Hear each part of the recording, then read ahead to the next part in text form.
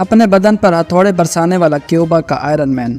Cuba में इस वक्त मकामी आयरन मैन का चर्चा अरूज पर है, जो अपने बदन पर बेरहमी से हथौड़े मारता है लेकिन मुस्कुराता रहता है, क्योंकि उसके बकौल उसे इस खौफनाक अमल से कोई दर्द वगैरह नहीं होता। लेनो टोमासिन जब सड़क पर अपने फन का मुजाहरा करता है तो लोगों का हजूम जमा हो जाता है, जो उसकी वीडियो और तस्वीर बनाते हैं। वो अपनी कलाई, कोहनी और बाजू के ऊपर हिस्से पर हथौड़े मारता रहता है, लेकिन इस अमल में इसे कोई खराश तक नहीं आती। लियोनो माइक टायसन से मुतासिर है और पेशावर बॉक्सर बनना चाहता है। अब तक वो हजारों मरतबा खुद पर हथौड़ा चला चुका है और अब मेक्सिको सिटी में मुकाबले के लिए रवाना है। उसका कहना था कि मैंने 27 मुकाबले मुखालिफ को नॉकआउट करके जीते हैं, लेकिन अब रिटायर हो गया हूँ, क्योंकि एक मुकाबले में मुखालिफ की खोपड़ी पर जरब लगाई तो फ्रैक्चर हो गया और वो फौरी तौर पर मर गया था। इसके बाद मैंने अपनी तमाम लड़ाइयों की आमदनी इस मरने वाली खिलाड़ी के अहले खाना को दे दी, जो $1 लाख के बराबर है। इसके बाद मैंने खूनख्वार लड़ाई से दस्तबरदारी इख्तियार कर ली। 22 साल लेनो ने